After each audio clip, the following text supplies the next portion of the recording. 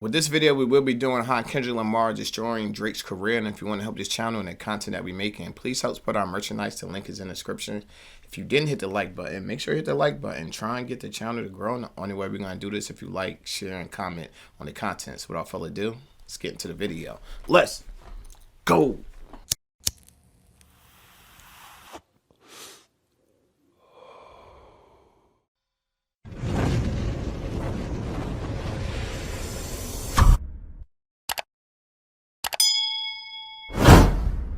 Chi, get the yayo. As Kendrick Lamar just released his third song in a 36-hour span. 3 songs in 36 hours. He's trying to win this battle and destroy Drake as soon as possible. And while after the release of his quick follow-up to Drake's Family Matters, Meet the Grams seemed as sinister and vile as a diss track can get.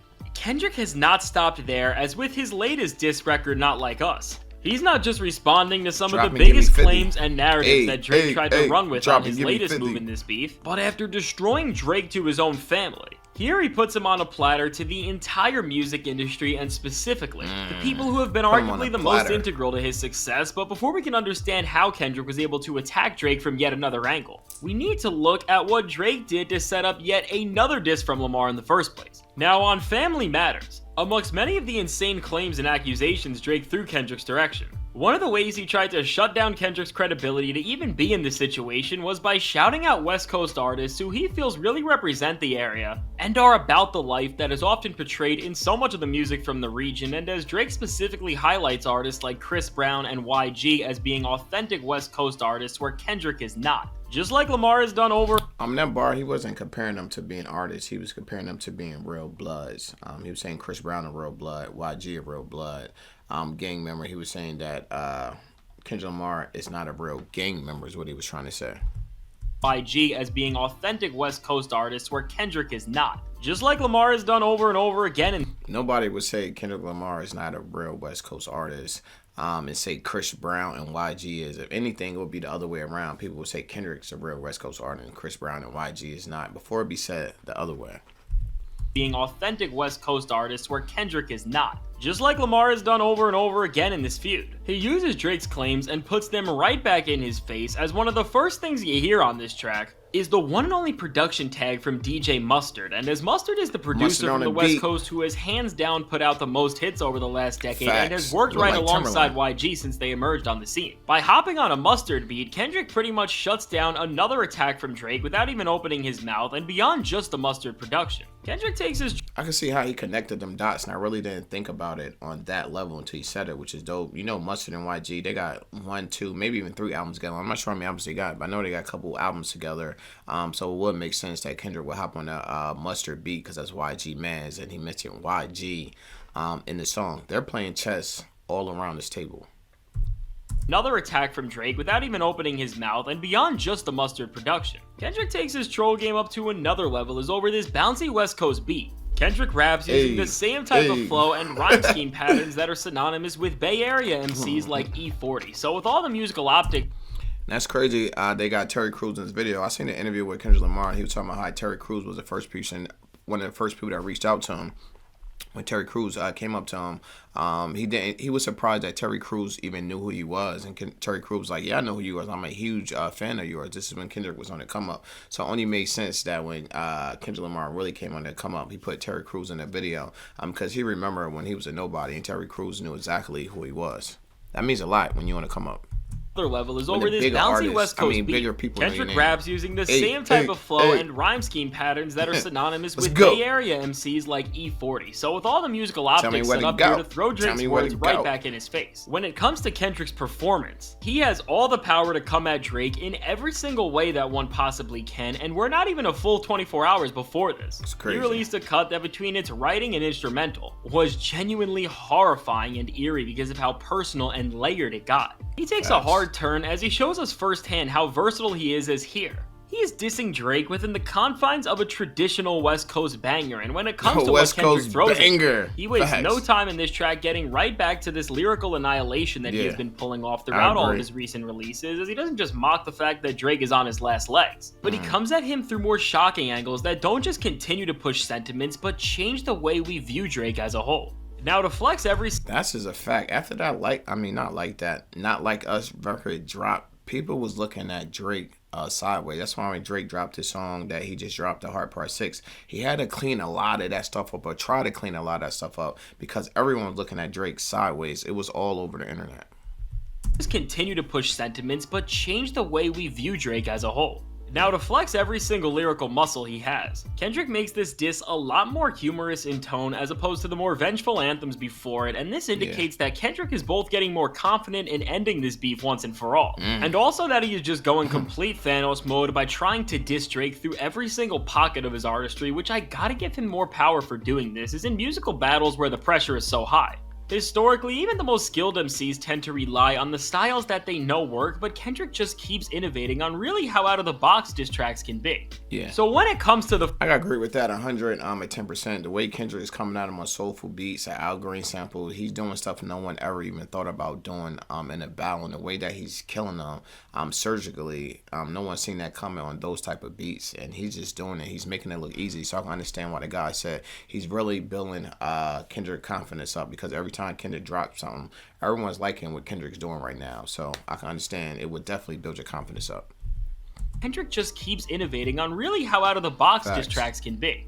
So when it comes to the first half of the song, despite its almost comedic tone, its themes are about as serious as it gets, as Kendrick is once again talking about Drake's weird history with girls, and between the punchlines that are going to be remembered for quite some time, to the creativity Kendrick brings out to call Drake and his crew flat out weirdos and creeps. We see Lamar dissect Drake in a way that, while feeling way more lighthearted, is still just as humiliating and calculated, and what's apparent throughout Kendrick's bars that try to make Drake forever synonymous with this dark part of his career, where Drake seemingly have studied Mr. Morale and the Big Steppers as a way to come at Kendrick's marriage and the personal struggles on his end of things. Kendrick fully studied Drake's latest projects to understand the heart of his rival's twisted morality and his declining state as an artist, and while he's alluded to For All the Dogs already, the more we listen to these disses and decode Drake's lyrics, it seems like the most crucial project to deciphering who Drake is today is his 2021 LP Certified Lover Boy, which through its array of creepy lines that played right into what Kendrick has been talking about right now and were only overshadowed by the Drake and Kanye beef in 2021, gave Kendrick a first-hand view into Drake's philosophy and rationale for the things he has been most criticized for, and projecting all of this understanding.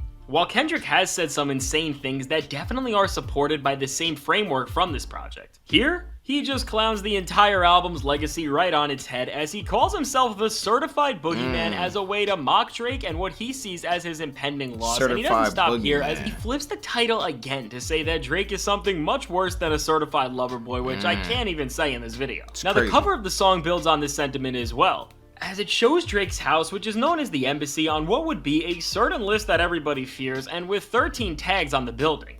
Kendrick is using this imagery to allude to the fact that there is some seriously disgusting things brewing here. Now, despite this subject matter being pretty disturbing, because of the one-liners and jokes Kendrick throws in, it does clown Drake in a way that is super accessible for the club. And this just makes the song even more insane because it has all the makings of a hit record. Now, when it comes to the second half of this record, it begins to take a wider scope to this absolute attack on the OVO rapper, as Kendrick says to Drake that he should never show up in Oakland again after disrespecting Tupac the way he did, and as Kendrick continues to just call Drake less of a man than he and anybody else is. He delivers a combination of... Wack 100 came out and said anytime Drake is in LA, he paid $50,000 for security, the cops, and all that. So he's going to be good in Oakland because he's going to show up with the cops, FBI, military. So he's going to be good. Just keeping it real.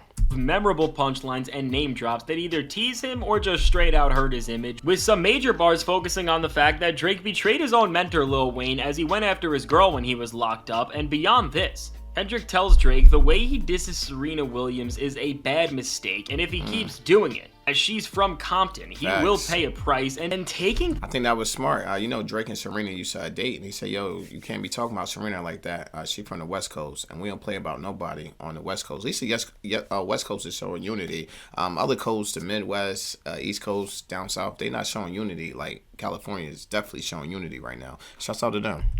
And if he keeps doing it, as she's from Compton, he will pay a price, and then taking things to the next level. Kendrick makes some more jabs about the shady business Drake may be involved in, some possible vices he may be trying to hide, and then ultimately, through this smooth West Coast beat, Despite the severity of these bars and the situation, he keeps things as a functioning club banger by then calling Drake not the 6 God, but the 69 God, which is absolutely hilarious and is gonna stick with Drake for some time to come. Now on the final verse of this track, Kendrick... I think a lot of stuff, well, a couple things Kendrick said in that song is always gonna stick with Drake. The 69, OV hole, it was a couple bars that's just gonna stick and follow Drake for the rest of his career, and that's how diabolical Kendrick is with the pen. He was saying stuff that he knew was going to stick and follow Drake for the rest of his career.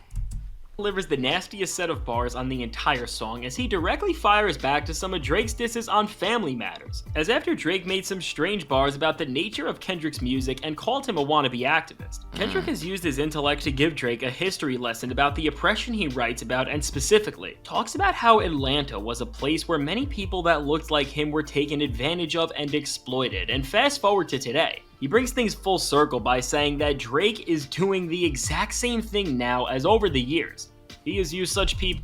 Smart, man. The way he did that, the way he took what happened with the colonizers and try to put that how Drake is colonized ATL. He's gonna make it almost impossible after this song for Drake to get any ATL features. I don't see nobody in Atlanta really working with him. Probably 21 Savage probably still working with him. But other than that, I'm pretty sure Atlanta's gonna back away from him. People as Future, Lil Baby, 21 Savage, Young Thug, Quavo, and 2 Chainz to hop on the wave that they created good, and ultimately earn credibility in the hip-hop world that he otherwise wouldn't have. And looking at all this in this perspective, Kendrick finishes this lesson off by saying, "No, you not a colleague, you a colonizer. Which, wow. After Drake made some stupid... You not a colleague. You not one of the homies. You over here colonizing. It's a big difference. No, you not a colleague, you a colonizer, which, wow. After Drake made some stupid bars on Family Matters, Kendrick was able to flip it into a verse that shows that while Drake may brag that he got many artists their first #1 songs, that the influence and stature that he has bitten from Atlanta and so many of their greatest artists, he simply wouldn't be. You can't take that away from Drake. Drake put a lot of people in the #1 position. Always remind me of T-Pain when T-Pain had his little run, and everybody that worked with T-Pain would get #1s. Lil Wayne had a run like that. Everybody that worked with him would be #1s. But Drake is in that position of doing #1s, and we seen it on Like That when Kendrick mentioned his name. It took that song to #1. He's a powerful guy. You can't take that from him. And stature that he has bitten from Atlanta and so many of their greatest artists, he simply wouldn't be where he is today. And when we look at the tactical advantage that this verse gives, Kendrick has now positioned Drake not just against the people, but against the region where he has gotten so much of his style from. And with this, while Drake has played the victim and acted like he has given so many people a career, Kendrick shuts down this ideology as he calls Drake a fraud who is only biting the style that others have worked so hard to create, and he is just profiting off of. So overall, and that's crazy because that's what XXX was saying. Rest in peace was saying that Drake took his whole style and ran with his whole style, and he played the Kendrick verse, Drake verse, and he played the XXX verse. They sound exactly alike. So Kendrick went back to that. People been saying you've been stealing their style, and I'm gonna point out even in this song how you're stealing other people's styles. Kendrick playing chess. Between the creative way that he clapped back to more disses that have been thrown his way, and the fact that he continued to sour Drake's image both to the public and now to the music industry and some of his closest collaborators. It's safe to say that Kendrick Lamar is taking... He even did it with the basketball players. He like, yo, Stephen Curry, LeBron James, stay away from this guy. Get another W with his latest track, as he is now playing a diabolical game that may not directly hurt Drake's career when it comes to his first week numbers, but overall will challenge both listeners to question if they should support Drake's music, and more importantly, will make artists question if they should work with him, as looking at Drake's close... That was all part of the chess play that Kendrick made. He made people think like, should I really be listening to Kendrick music? If I'm a female, should I be listening to Kendrick music? And if I'm an artist in the industry, should I be working with Drake? And if I'm in any entertainment field, basketball, football, actor, actress, hip hop, country, should I be around Drake? He's making everyone question being around Drake, and he's making it look funny in the light. Like, if you're taking pictures with Drake at this point, people want to think you're down with what he's down with. So I think Kendrick is playing a hell of a chess move. relationships with the biggest stars from Atlanta in this regard, and seeing how he has had so many fallouts over the years. It does make you question what Drake's true intentions have been all along, and maybe even if this is why he is so I mean, we all know a line, and when I see this stuff, and I see a lot of this stuff with Drake, it only make you feel like they're saying, we hear it all the time, it's lonely at the top, and Drake is definitely at the top, and he's been there for a long time, and it looks like it's starting to get real lonely around him. It looks like nobody's really trying to deal with him at this point, but a selected few. Desperate to not fully destroy his relationship with Future, who is still seen as the face of the most culturally dominant region in hip-hop. Now, I think the takeaway from this song is that Kendrick has once again pushed Drake further away from everything that he stood for and going forward. Well, Kendrick won't be able to erase the millions of fans Drake has. He is actively discouraging other artists from working with him, and considering the way that Drake has gripped onto young star after young star to keep staying up with the times. This very point in the beef and the rap world's perception of these lines will be very important, as it can actively determine how the next chapter of Drake's career plays out and if anybody will even want to work with him after this entire feud. So overall, with a great layered track that does all this and still remains to be a super catchy club banger, Kendrick Lamar has really leveled up in this beef in a way that is and that's why people call what Kendrick did diabolical, because it's making people not want to work with him, making people not want to take pictures with him, and it's making people who did have belief in Drake lose some faith in Drake. It seemed like his fans, Kendrick is trying to cause his fans to lose faith in Drake, and for some of them, it's working. To be a super catchy club banger. Kendrick Lamar has really leveled up in this beef in a way that is so historic for hip-hop, and at this point, as Drake now has 2 loaded diss tracks to answer to. Only time will tell if he can last through another exchange with Kendrick, or if this is already over as he is just leading by too much. Now let me know what you think about this track and the pressure Kendrick is applying to Drake to seemingly destroy his entire image and career. And if you want to see my video on how Kendrick and Drake just changed hip-hop forever when they released 2 of the craziest diss tracks of all time in under an hour. Yeah, it's crazy. Check out the suggested video. Trade TV. Let's get it. With this video, most of the stuff that guys say, I agree with him 110%. I think Kendrick was real strategic on what he did. That's why people keep using the word diabolical, because he brought Drake out in the light. He put him up under a microscope so everyone could look at him close and see what they're supporting. And after he put them songs out, people are questioning supporting Drake, and that's all Kendrick wanted to do, because he wanted to end Drake. And this right here is definitely helping, because people are not looking at Drake the same. It's like once you hear some stuff, you could never unhear it. And that's what Kendrick wanted to do, put the allegation out here. I'm not sure if they're true or not, but some people are never going to be able to look at Drake the same, and I'm pretty sure Drake fan base is definitely taking a hit with these blows that's going on. That's all Kendrick wanted to do, make people look at Drake closely and make people question the guy that's supporting. Can't wait to see what else come out from this, but until then, it's your boy Trey TV, and I'm out.